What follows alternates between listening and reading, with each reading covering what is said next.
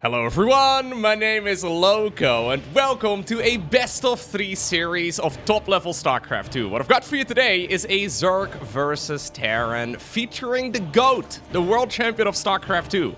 In the top left hand corner of a map called Gresvin. With the red Zerg pieces, we have none other than Serral. Now, Serral doesn't really play in a whole lot of tournaments. As a matter of fact, he's barely played in anything since winning the World Cup. So it's nice to get an update. At the very least, as far as his 1v1 goes, we have seen him play a little bit of 2v2, but it's going to be nice to get an update as to where he is currently at. His opponent, down in the bottom right with the blue SCVs, he's from South Korea, and he goes by the name of Ryung. Now, this particular series was recently played, as you may have already noticed, in the Maestros of the Game tournament. This is a brand new tournament, actually organized by the French tournament organizers, and they were nice enough to go ahead and send me the replays. This particular tournament is still ongoing. As a matter of fact, they're doing the top 4 of this event at an offline stage, I think at the end of September in Paris, which is really cool. Honestly, really nice. I mean, obviously there's always a lot of StarCraft 2 tournaments going on, and especially online, it's pretty easy to set something up, but to have something like this at an offline venue is also an absolute blast. Now, to clarify, these games are played online. This was played during one of the earlier stages of the tournament. But of course, we've got some of the very best players already facing off against each other because, well, the prize pool for this particular event is very significant. Let me just get the exact number because I'm thinking I've got a number in my head. Yes, it is indeed $20,000. And before I claim it's $20,000, and it's actually half of that. No, this is a $20,000 tournament. So really nice to see that if you bring that much cash to the table, that Serral decides to sign up. In case you're unfamiliar, Serral, he is considered to be the greatest StarCraft 2 player ever. But he also has, because of that, done quite well for himself financially.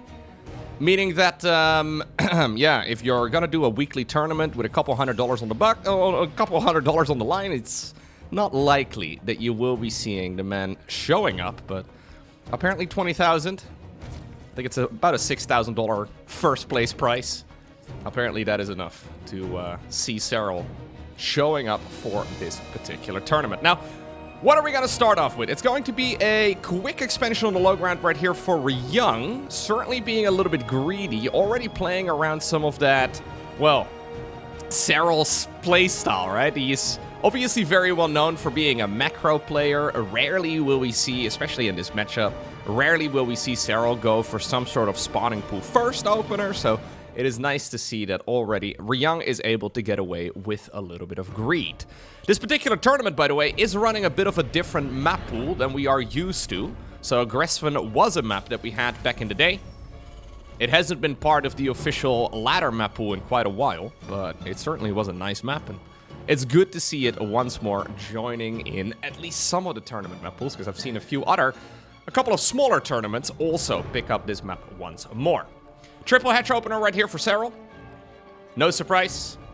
Zergling speed is finishing up, and that means indeed that the drones are going to go back into the extractor. And now with link speed done, he is just face checking here on the low ground. And this is the type of stuff that Serral is very good at, right? So he will already know what the opponent has been up to just by seeing the timing of that Hellion spawning. He will likely already be able to put one-on-one together and figure out exactly, okay, this is the opener that I am currently dealing with. And that's what makes Serral such a scary player. Mechanically, incredibly sound. Micro-wise, he doesn't really make mistakes. Macro-wise, he doesn't really have any misplays. Strategically speaking, I think he's probably the best. Patience, I think it's fair to say that Serral is also in that department extremely good. He doesn't really seem to get nervous. And really, when you think about it, it truly is pretty much the perfect package. I think maybe mechanically, you could make an argument that Clem is slightly better. Clem just is ridiculously fast. But Serral is certainly, in my mind, the perfect package when it comes to StarCraft 2 in 2025. It is very difficult to stop the man. So I'm really curious to see if Ryung wants to go toe-to-toe with him, or if he wants to actually, yeah, so far it looks like that's exactly the plan, or if he's going to try and sort of just cut corners and try to get ahead by being ridiculously greedy, maybe by almost getting a little bit lucky. For now, this has been a greedy opener for Ryung, yes.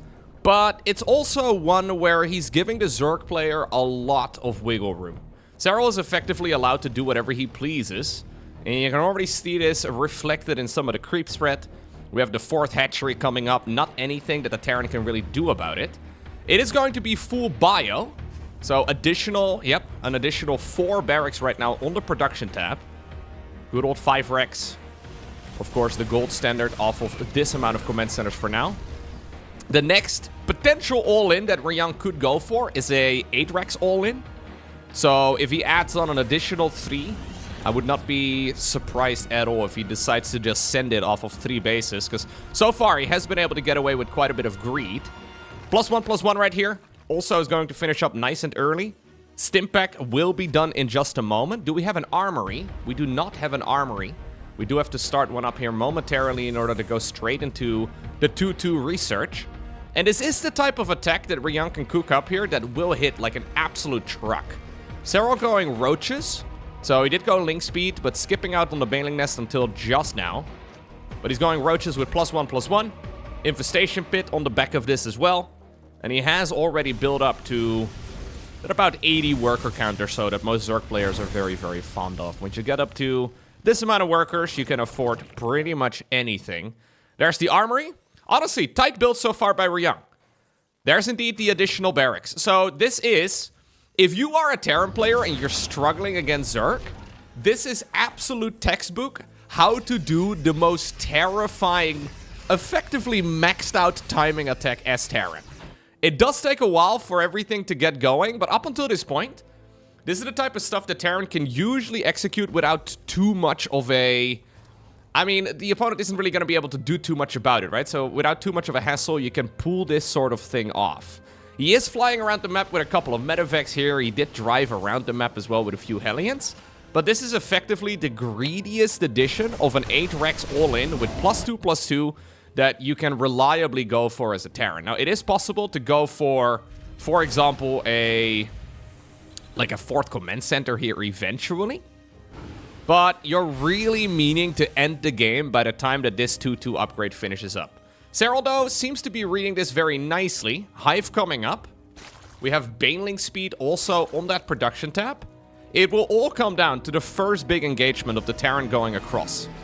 Serral is doing a little bit of a move here, but there's really no way that he is going to be able to attack off-creep into the Terran's bases at this point in time. I don't believe that's really the goal. Serral really just marching the queens around a little bit because there's a bit of lack of creep in this area. We do have, by the way, 1 Infestor. Now, usually an Infestor at this point could be considered a little bit of a waste of gas. I like seeing it, though, because 1 Fungal on 1 group of units, as we do have a fake Marine right over here. Serral sees the move out. 1 Fungal slows this down so much and may very well buy enough time to get some of those Hive improvements to kick in. So Adrenal Glands is coming. We have got Vipers here as well on the production tab right now. Ryung is pushing before +2/+2. I don't think it's a terrible idea, but he needs to be careful. There's that fungal growth coming in. This is the problem, though. The 2-2 upgrades haven't really kicked in yet. He's trying to get into a position where this Zerg player is going to be surprised by the time at which it moves out, but that was a perfectly reasonable engagement for Serral, who really hasn't taken any damage here throughout this game so far. We had a little bit of a trade out, but even Serral is saying, yo, if that is how the fight is going to go, I will plant down the Ultralisk Cavern. I mean, obviously, if you can get fully upgraded Ultralisk out, that will 100% seal the deal. But now the Vipers have energy as well for a Blinding Cloud. Yep, there we go. Siege Tank is going to get disabled, but at this point, it's only a single tank. Serral so far making this look ridiculously easy. Keep in mind that the Roaches and the Ravagers are really just a stepping stone. So he's not even really trying to play those units for too long. I would actually be surprised if he decides to add more into the mix. I think this is just going to be Ling Bane and then eventually Ultras. The Vipers, by the way, did all stay alive. Same for that Infestor. It's been very smooth micro, but in a couple seconds time, right now, we will have enough energy again for fungal growth. Vipers are probably sucking up some energy out of the Hive, and that's exactly what they've done. Serral is preparing for another wave of units, but now a lot of those big important upgrades are starting to kick in. Adrenal Glands is done. +2 is going to finish up for the Carapace in just a moment. Like I said, those Vipers, we've already seen them being used. Still though, this position here from Ryung is dangerous. He did fire up the +3/+3 as well, so he's got some longevity as a goal here. Nice fungal growth. Infestor is going to go down. A lot of the Terran units in the front though. Stim has been activated. Vipers are flanking this as they throw down a couple of blinding clouds. They do get sniped out of the skies, but I think Serral's units are just plentiful enough to be able to break through this. Really nice splits right here from Ryung. But what went wrong here in this particular game for him is that he pushed too deep onto creep before 2-2 was done. He did not expect that the Zerg was going to be happy to face him in, well, effectively the middle of the map. And he got a little bit sidetracked because of it. Look, you can counter Ultralisks as Terran, right? Ultras are very counterable with Ghosts, with Liberators, that sort of thing. And we do have a few Libs coming up right now, but this is going to be like 2 Liberators against like 6 Ultras. Without proper tier 3 as Terran, it's very difficult to obtain the victory against Ultras. 4th Command Center is coming up. What is also coming up, though, real soon is a counterattack from Serral. It's been calm and collected thus far. Creep is pretty much extending all the way to the other side of the map now. He's got 86 workers. He's maxed out in, yeah, pretty much exactly 200 supply. I think it's just about time for Serral to give the opponent's side of the map a shot. Now, this is a nicely defendable position here. I mean, you can actually, look at the wall here. I mean, getting a planetary fortress in that location with some Liberators as well to back it up. Not a bad idea. Serral, though, playing in typical Serral fashion. Crossing his T's, dotting his I's. Dotting his T's, crossing his I's. He does whatever he's needing to do. Vipers are back, though, and they will be throwing down some, maybe abductions, blinding clouds, whatever he needs. Yeah, I don't really love this start of the engagement. The Vipers decided to back up for just a moment. Serral may be hoping that he could preserve some of those units for a bit longer, but, I mean, now the Terran is at 3-3. 4th Command Center is done. Ryung is doing everything in his power to try and guide this game back into a more comfortable spot. He needs to be careful, though. Those Vipers... Okay, decent blinding cloud, but I mean, obviously that was a forced error right there. Serral did not mean to have those Vipers that far forward. And Ryung is starting to strike now. Couple of Zerglings and Ultras, though, move in. Maybe a couple Ultras. Quite a few Zerglings, actually, joining in. This is going to hurt, though, because these units are absolutely packing a punch. No response right there from Ryung, not even trying to evacuate the SCVs. It's because he was trying to put all of his focus on that main fight at the front. Burrow is going to be annoying, but just like that, 30 SCVs go down the drain. And that is going to effectively now force Ryung into an all-in. I don't believe you can really try to fight this now with almost like a third of the Zerg's economy. And that means that Serral can guide these fights back onto the creep. Blinding Clouds would be nice. Corrosive Balls, though, are already sniping some of those important units. My god, he is even evacuating the expansion to send the drones towards a newly made hatch. That means that Ryung need to go even further. Look at Serral, man. He is respecting this Terran push so much. Giving up multiple expansions just to bait this Terran as deep onto the creep as possible. Ultras are relatively slow, I suppose, but on creep, they can certainly catch up with the Marines and the Marauders. At this point, the supply count is telling us the full story. 6 more Ultras are about to pop. Loads of Zerglings are coming up too, and we do have a little bit of a Ling run by. Even the command center ended up falling. GG gets cold, and Serral makes it look easy in game number 1. Alrighty, next up, we go to Maganatha, or Maganatha. You can choose how to pronounce this particular map. Absolute textbook, though, from Serral in that first game of the series.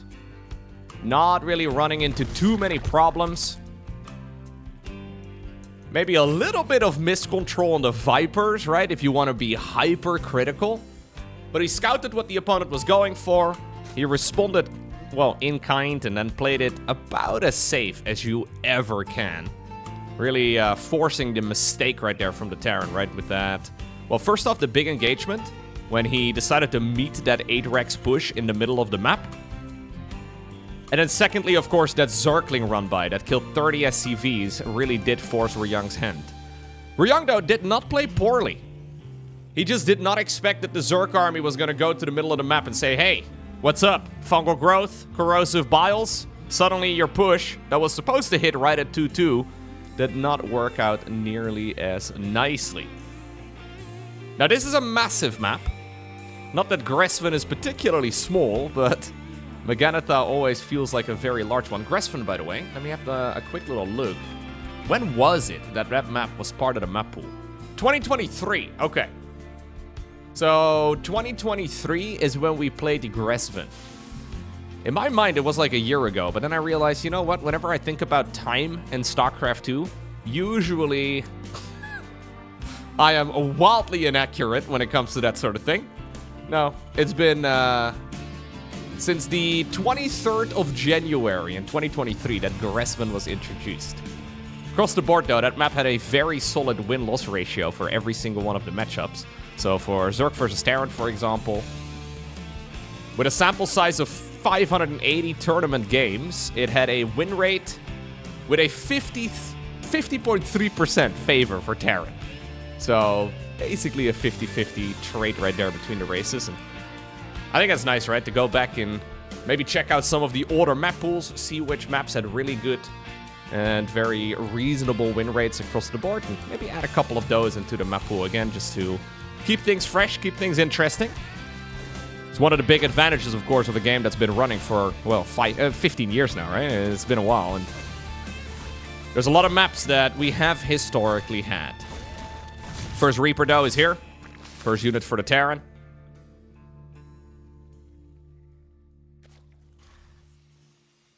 Command Center coming up. If you, by the way, want to watch any of the games live, I will go ahead and link to their Twitch stream down below in the description of this video, too. In case you're interested. Like I said, the games are still going to be running until the end of September, so you may be able to catch some of them live, although I'm not exactly sure when I'll be publishing this particular video up until the YouTubes. I usually have about a week or so worth of videos ready to already go. Sometimes a little bit more, sometimes a little bit less. But I found over the years it's nice to have a little bit of a backlog. Just because sometimes life happens. I used to do this thing for years where the video I uploaded that day was also recorded that same day. And then one day I had a few videos that I could already go ahead and publish, and I realized it's actually, you know what? What if your, like, voice gives out, or you get a cold, or I don't know, maybe you need to go somewhere in the morning, maybe it's an emergency, and you can't record a video? Well, the alternative would be to not post a video. But that's a terrible idea. I think we can all agree that that is a terrible idea. No, we gotta keep posting. So I usually do have a little bit of maybe a week, sometimes 2 weeks or so, but pretty sure. But by the time this particular video does go up on the YouTubes, the tournament will not have been decided just yet. Okay. Going to be a triple command center 1-1-1 here for Ryung. I wonder if he's just gonna literally do the exact same thing again. Serral goes Roach Warren. Together with a Lair. There's the Stimp back once more. Curious, eh? A lot of Terrans have been very fond lately of going for that good old Cyclone mech. Even though it's considered a little bit broken by many of the Zerg pro gamers out there. Rarely do we actually see anybody executed against Serral. We had a few of the Terran players try at the Esports World Cup, and Serral just sort of killed it. And since then, I guess all the Terrans have seen those games. Since then, they've all collectively decided that it is not worth really bringing that strategy out anymore. Are we literally just going to do the exact same game again, Ryung? Is that the plan? I think Serral will be more than happy to play against that style once more. I think actually on this map, it is more difficult for the Terran to execute than it is on Gresvan. Now, what you can do is indeed have the third base over here and then knock down the rocks over there and then cross your... yeah, from your side of the map straight through to the other side, and that sort of works. But the wide open space will just allow the Zerg to flank so much easier, right? If Serral can, like, creep up all of this... He can have a Viper or two coming in from the left, an Infestor coming in from the top. He can have his main army flood all over. It's going to be very difficult to make an Aetherx work on a map like this, but... Obviously, alternatively, you could push towards this section of the map instead. But, I mean, we don't yet know if it's going to be an Aetherx, but so far, all of the signs do seem to be pointing towards an identical strat again. It just takes a lot longer to actually get your reinforcements to arrive, because it's more of the map to actually cover. And time really is of the essence when you go for an Aetherx push. So far, Serral's literally doing the exact same thing. There's the Infestation Pit again.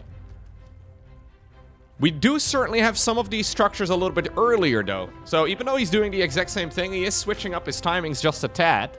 Maybe because he does have that one score, like that one... Well, 1-0 advantage right now in the series, the 1-point lead. He's playing it just a little bit greedier, but...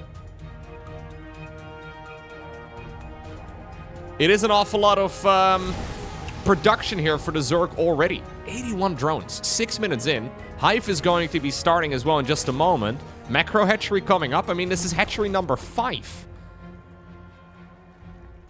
Straight Hive? I think we do go straight Hive. Yep.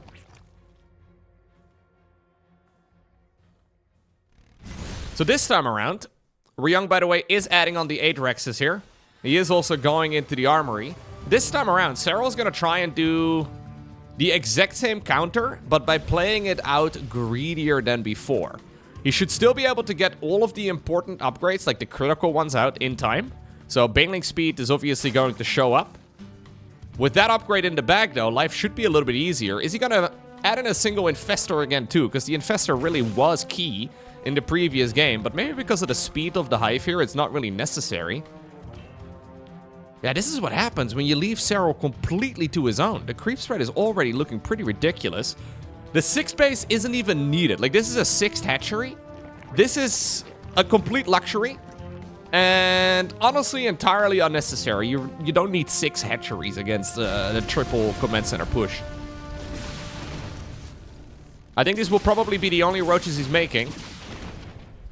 14 roaches, 4 ravagers, fair enough. But here's the Hive already done, 8 minutes in. Triple Viper. Triple Viper, Adrenal Glands? I would imagine that's probably the goal here in just a moment, although he is prioritizing some Baneling production. Really just getting the Hive here. Oh, he canceled one of the Vipers. Huh. Look how refined it is. He canceled a Viper just to add on like an additional 5 Banes. Why make 3 Vipers when 2 Vipers do the job? Still though, Ryung has got all of the right things here now. Look at this army. It's pretty much maxed. He does once more just boost in here. Yeah, and no Infestor this time around is going to make things a little bit more complex. Ryung, by the way, is going for the base over here. Keep in mind though that Serral can always evacuate this one to that new one that he built, well, semi-unnecessarily. Zergling run-by in the meantime is going to be moving through that shorter path, and it's an awful lot of lings as well. Siege tanks, though, are in a really nice spread. Where are the lings going to go? Oh, natural expansion may very well be the goal. No, he's going to split them off. No Adrenal Glands, so that is something worth noting. Serral purposefully not getting it, but honestly, this link run-by is going to be extremely painful. I highly doubt that Serral's going to go down to the low ground. Those siege tanks would tear him apart. Ooh, Corrosive Bowels catch both the siege tank as well as the medevac. But this right here is a disaster for Ryung. Ryung hasn't really achieved anything yet on the other side of the map other than a little bit of a trade. Desperately trying to push his way up towards the high ground.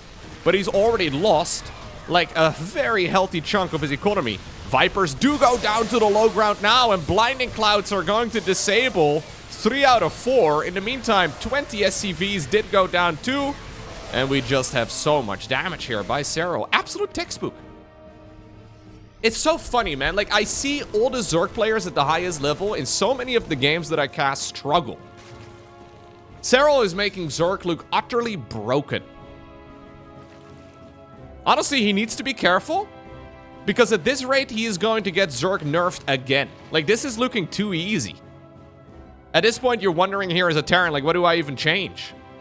Well, there's a lot of little things you can change, but... Calm and collected. Look at the supply count. What's even happened this game? We're 70 supply behind. Now Adrenal Glands and +3/+3 is coming up. Zergling run by again, taking a very convoluted path to the other side of the map. But of course, that will work out just fine. Zerglings are trading out against Marines that did not use Stimpack. In the meantime, the majority of the Terran army is standing in the middle of nowhere at the watchtower. Ryung does not stand a chance. Now that series was so quick. Let's have a look at another one. Spawning right here, in the bottom right-hand corner. As you may have already guessed, we have none other than Serral. This time around, though, his opponent is not a Terran. And this time around, it's not a best of 3, it's a best of 5. With the blue Protoss pieces, we have none other than Zaun. Now, it's been a little bit as well since I've last seen a Ryung game. So, maybe Serral is just one bridge too far for Ryung right now. Very possible. Ryung is very good at the game. But, yeah, without any disrespect. Not quite up to Serral's level, I don't think. Let's see, though, about Zaun, right? So Zaun has obviously been very good for a long, long time now. Let me actually see where Aligulek currently ranks both Ryung as well as Zaun. So Ryung, okay, Serral is currently the #1, according to Aligulek. Ryung is... Man, this website is so slow!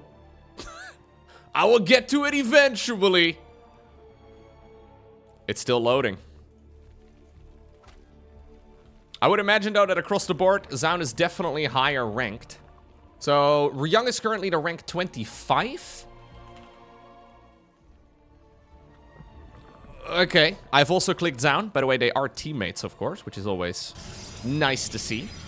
Zaun is currently the rank 12. So that was the difference right there between the rank 25 and the rank 1 in the world. That's the one thing that always surprises me a lot, right? I think everybody that has tried to get good at anything realizes that it's hard to do improvements across the board. But especially in gaming, it becomes so noticeable when you see like the #1 in the world going up against even like the #10 usually. It just makes such a big difference. This is the case as well in like other sports though, right? If you look at any conventional sport, I mean, I don't know anything about tennis, but I would imagine that the #1 tennis player in the world would utterly destroy the number 25. Maybe it's less one-sided? I'm not exactly sure, but I would imagine the odds would not be great for whoever the number 25 is. There are just simply statistical outliers, it seems, and... yeah.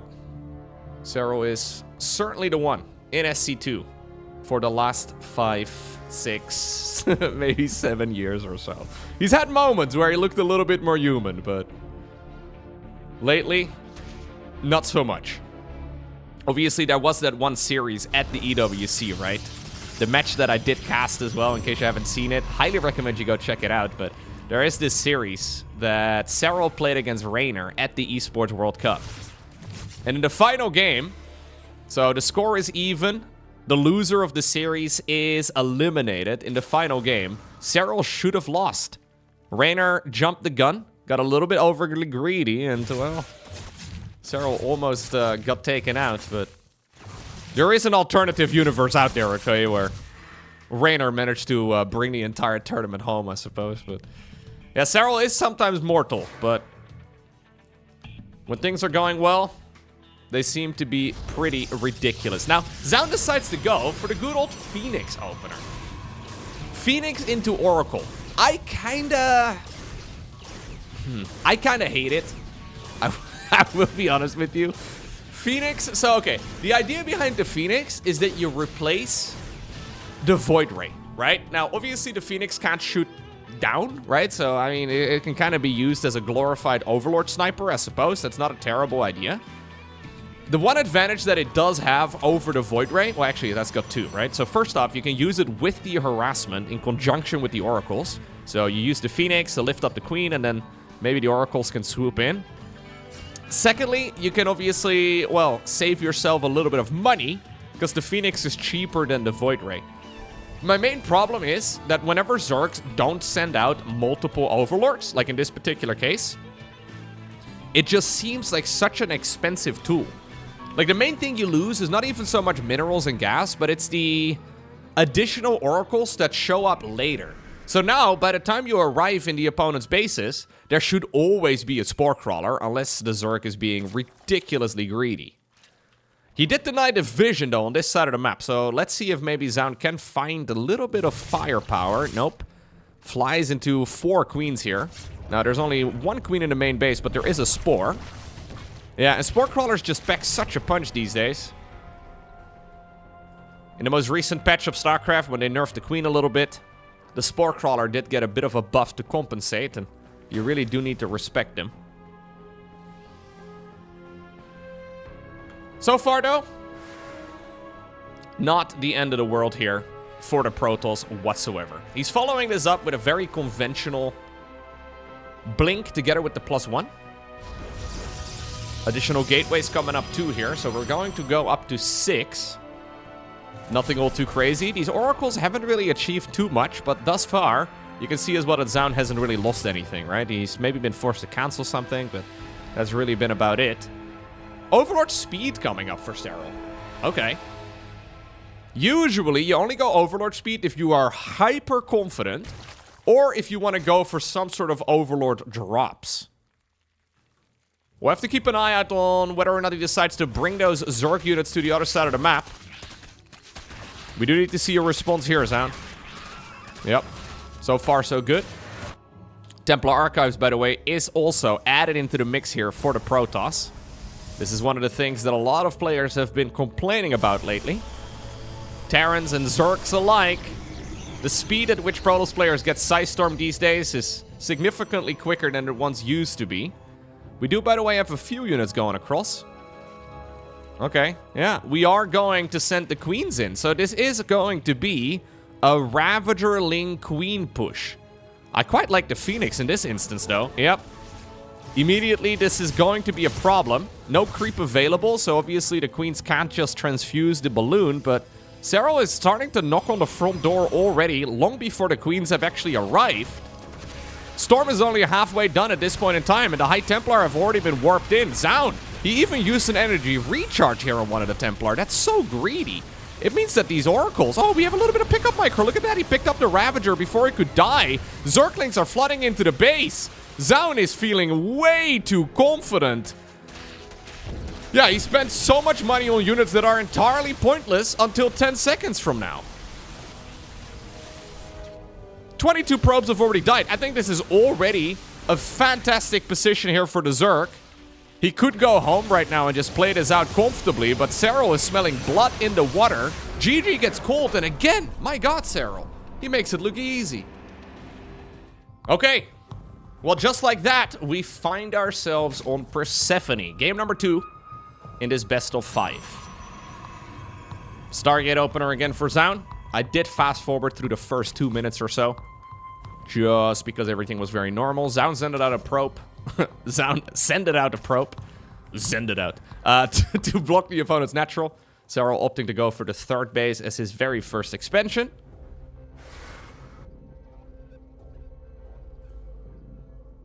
So Zaun decided to go into a very quick Psystorm research, and then on top of that he warped in 4 High Templar and used the energy recharge ability long before Storm was ever available.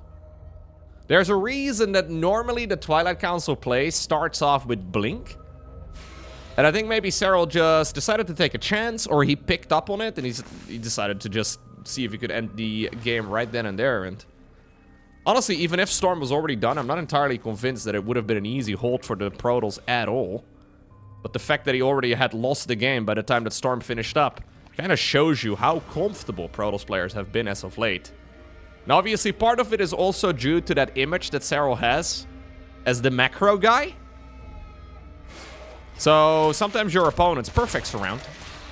Sometimes your opponents get a little bit overly perfect surround.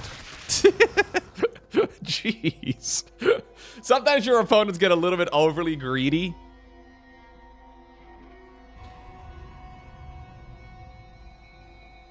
Serral, though, slapping his opponent in the face a little bit. Maybe a little bit late on one of the Overlords here, but it's also because he was busy fighting the Oracle inside of the main base. Twilight Council here. We'll have to see if we are going to be adding on the Zergling speed, or sorry, the Zergling speed, the Stalker speed in a moment. Now notice how Zaun does not have a third Nexus. Normal timing of the third Nexus is about a half minute ago. Serral's going to spot the timing of it right now. And this is the type of thing that you do have to keep in mind here as the Zerg. If the Nexus is delayed this much, then where has Protoss been spending their money? Now, it could just be due to the fact that those two, well, Adepts ended up going down. So without the Adepts, it's difficult to take the third and actually keep it around. So far, though, the Blink upgrade is nice and quick, but I don't think it's really in a state where you have to be super concerned here as the Zerg player. I mean, Blink is a scary upgrade, but generally speaking, it's a very solvable push. Although lately we have seen some of those games, especially featuring max specs, right? Where he just makes the Stalker look pretty broken against both Terran as well as Zerg. Either way, ooh. The drone gets caught in a stasis ward up north. Serral purposefully not walking into the center of the stasis ward, because at that point he would be blocking his own hatchery. Fourth base, though, has been successfully delayed, and that is nice here for Zaun. The problem that I have is that Zaun delayed his own expansion for a while. Yeah, and Serral's looking at this. He's realized, okay, you're not actually pushing with it, so I will go and build up a Spire. A rather aggressive style here so far in these Zerg versus Protosses that we've seen. Queen drop, Roach Ravager all in, Zergling Floods, and now we're gonna go into the Spire too. I wonder what version of this is going to be. By the way, we once more do have an Overlord Cocoon coming up. No Overlord speed though this time around, so I guess this is just gonna be like a slow ferry of Zerglings into the main base. Yeah. That's the plan. Maybe also to just remind Zaun of that previous game for a moment. Stalkers are going towards the upper right. Storm is going to be the next choice here. There it is. The Zerglings are indeed going to be dropped into the main base, and this is something that is within vision here for the Protoss, so he needs to be careful about it. I wonder what flavor of Muta this is going to be. It should certainly be Mutas. But is it going to be like 8 Mutas and then into Lurkers, or is it going to be mass Muta? For now, though, the Zerglings have decided to just run straight to the low ground. A few probes are going down. It looks like the Stalkers are being pushed back over here, too. Queen's joining in the fray. Yeah, and even though Mexpex is making just good old Stalkers look kind of overpowered, Zaun so far is not really able to get anything done with it. So it is going to be... I mean, I said 8. I swear I haven't seen these games. Normally it's about 6 to 8 Mutas. Rarely is it 7. I don't know why, but a 6 Muta group is nice, an 8 Muta group is nice. Lucky 7 apparently not allowed. StarCraft players are fans of even numbers. Hydra Den. Hydra Den together with an Infestation Pit. Okay, so it looks to me like we will indeed be going into a Lurker Den here too, and then probably a Hive. Let's see. Mutas are going to be mostly a distraction. Fourth Nexus is going to be cancelled. Big push attempted on the right, but mostly a fake out. I do believe, though, that Zaun roughly knows what could be going on here, because he is not... Yeah, he's not in a position where these Mutas are really going to be much of a problem. Good blink. A bunch of probes are still dying, but there's already a photon cannon in each mineral line. Well, they're coming up anyways. 7 probes, 8 probes. Not bad, considering the counter. Yeah, Mutas, though, are expensive, right? So, in order to go for the Spire, it's 200, 200, and then those Mutas are not likely to really do anything else. As a Protoss, though, at this point, you're always wondering, right? How much damage is the Zerg really aiming to deal? Did they make the Mutas to overwhelm me with them, or are they trying to just hide some more tech? To force me into a defensive position so they can go up towards a Hive and a Lurker Den, and... well, in that particular instance, you do have to get a bit of a move on. Alternatively, you can decide to play the big macro game yourself. So Zaun is actually adding on a second Stargate, but that's mostly, I think, just in case he needs to make Phoenixes. He decides to build up the 4th Nexus, though, together with a Fleet Beacon, and we are making the transition right now towards the late game here as Protoss. But if you look at the supply count, Serral has not been teching up nearly as much. Yep, the Lurker Den is done. We are gonna go for an all-out attack without Hive Tech upgrades. Very odd, especially with Mutalisks and Lurkers like this. Seismic Spines does start up, but Serral is gonna begin this fight long before the Lurker upgrades are done. I don't know if I love it. Good revelation. Zaun will see this army for a long while. Fleet Beacon is done. I would love to see Zaun kick in the Tempests immediately. He couldn't afford the other one? No, he could. Oh, he doesn't have the supply. Ah, a supply block? Well, I guess the Nexus is finishing up right now. Can we please start up the extra Tempest here? Because the Tempests are absolutely critical when it comes to fighting Lurkers. Protoss army, though, still roaming the map. He did not start up the second Tempest. At about 5 Tempests or so, there it goes. At 5 Tempests or so, that's when a life of a Protoss gets a little bit more comfortable. Seismic Spines, though, that's the ranged upgrade for Lurkers, is now finishing up. Zerg is going in around the left. Tempest on the high ground will be able to hit most of these Zerg units without being attacked itself. Come on, move it out of the way. Move it out of the way, Zaun. He does Storm, though, quite nicely, and he does back up eventually. But his 4th Nexus is super dead. Oh, careful, the High Templar. Okay, they do take a bit of a beating there. Mutas go back in around the site. I mean, keep in mind that this Tempest did take a bit of a beating. Misclick, though, from Serral, accidentally attacking the gateway. He does decide to go after the Tempest here eventually, too. And the Mutas, ay, they actually kill one of the units. These guys have actually collectively killed, like, what? 12, 14 probes or so? And then now also a Tempest. Second Spire coming up. I actually think that's a misplay. Either that, no, it's not. Or he wants to go double upgrades. I think that's what it is. So many Lurkers, though. I don't think you're going to be able to break this with... I mean, maybe once you get the Tempest numbers up a little bit, but... Serral can go for a round of Corruptors here in just a moment. Zerglings are trying to move around the site. Most of the High Templar have died. I think there's only 1 remaining right now, 2 remaining right now, and the Storms have indeed run out.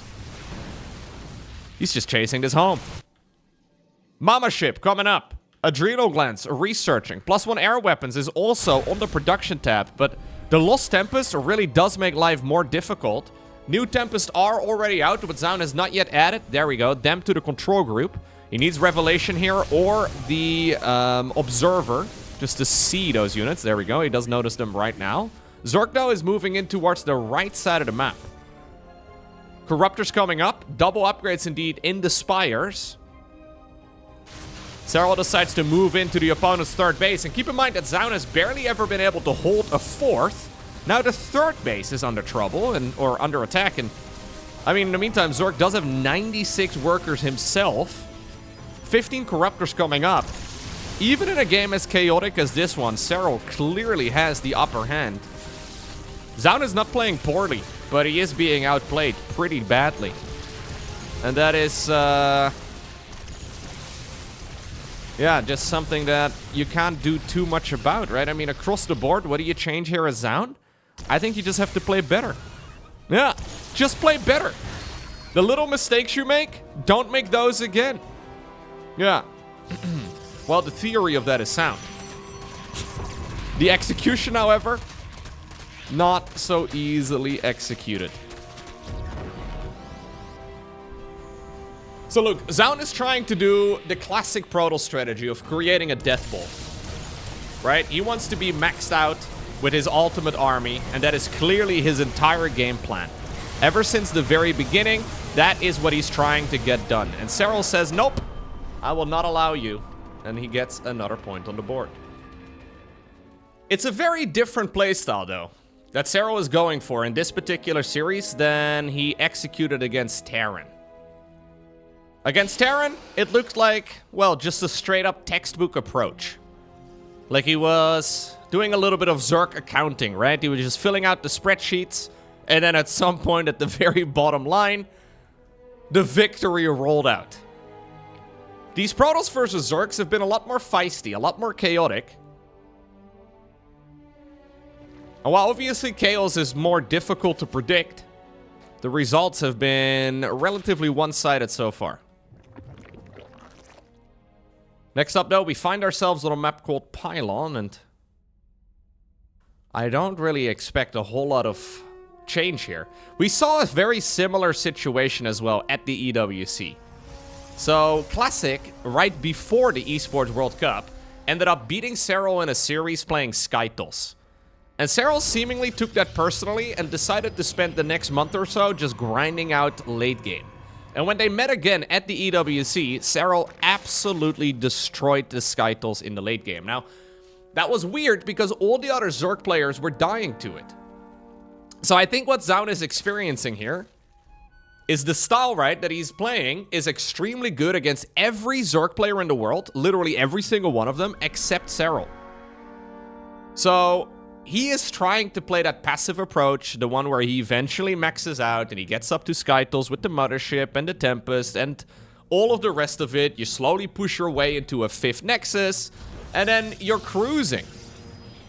The goal is not so much to win, but it's to slowly suffocate the opponent over the course of like a half-hour game. So far, Serral is saying, "Nuh-uh, we're not doing that. I will try to throw a bit of a curveball, be it with a Queen drop, be it with a Link Flood, be it with a Muta switch, and we'll play from there, see how it goes for you." And so far, Zaun just really hasn't been able to catch his feet under him in the middle stages of the game. I don't think the early game has been bad. Likewise, I thought Ryung was playing a really clean early game too. But Serral so far sweeping their feet right underneath them so far, and it's looking a little bit broken. Twilight Council again. Oracle's not really achieving too much. I guess our question then becomes, what sort of attack is Serral gonna go for this time? Will we go the same attack as we did in game number 1? I don't think he wants to go mute us, but maybe. A lot of Zerg players, actually, we've been seeing this especially in a lot of the Shin and quite a few of the Rogue games. They've been skipping out on the Roach Warren entirely and go straight +1 melee, straight into like a Hydra Den and then Baneling speed and all the rest of it. I'm quite a fan, actually, of those Hydra Link Bane pushes in the mid game. I think they're very dangerous. But obviously, you do cut a corner early on. Like, say you're going up against, like, I don't know, like a Glaive Adept opener. You're in a lot of trouble if you don't have a Roach Warren, or at the very least if you don't have enough units. So, Serral not opting for any of that, no. Just good old Roach Warren, good old +1 missile rather than the melee. These upgrades are also pretty late. With the way, though, that Serral has expanded here to the left, I do quite like an attack like this. Yeah, Zaun actually going for an all-in with a proxy pylon here. We'll probably see a gateway added into the mix too. Just to speed up those warp pins a little bit. Yep. Just like that, we're warping in a load of Stalkers. This is an 8-gate all-in. 8-gate Blink Stalker without melee upgrades for Zerg. In theory, great idea here for the Protoss. Serral, though, does pop the Stasis Wards for now. Corrosive Bow is also capable of one-shotting it. The Stalkers really need to gain value over time, right? With good micro, yes, so far the micro is excellent. With good micro, you can get so much damage done with them. So far, though, the Stasis Wards haven't really achieved all too much. Serral just joining in with the Roaches, the Ravagers, and the Queens. He does need to go back to the safety of the creep. For the time being, though, it is an 8-worker advantage for the Zerg, which does mean that they're getting about maybe 12, 13% or so additional resources. The longer that these fights go on, for every minute, basically, that goes by, right, he just gets more money. So, that does make the difference of a handful of Roaches here, a handful of Roaches there. +1 missile is going to finish up for the Zerg in just a moment. Roach speed is already done. Stasis Ward over here on the right, though, could be big. Okay, snatches only 4 Roaches. Serral getting relatively lucky in that department. That's the sort of thing that can turn to be a bit of a disaster. So far, though, the Stalkers don't really seem to be overwhelming him. Now the +1 attack has kicked in as well for all of these ranged units, including the Queens too. Roaches decide to wake up once more. Stasis Ward over here does indeed get denied. Supply count is looking pretty healthy here for Serral, with additional Roaches popping out of those cocoons all the time. How do these other Zerg players die with roaches within the first minute of these fights? But then Serral just, he seems to have like a +1 armor upgrade or something on the roaches right from the beginning. Huge stasers. But at this point, the numbers are already kind of unlucky here for Zound. +1 melee on the back of this as well. Serral is going to try and retaliate by just doing full Roach Ravager Ling. And he will go for a committed all-in. A nice targeting here onto the Ravagers, but the problem is that the floodgates have already been opened. And just like that, Serral obtains the victory. 2-0 over Young, and then 3-0 over Zound. And honestly, these are some of the most one-sided games that I have seen this entire year thus far. Like, these matches weren't even close.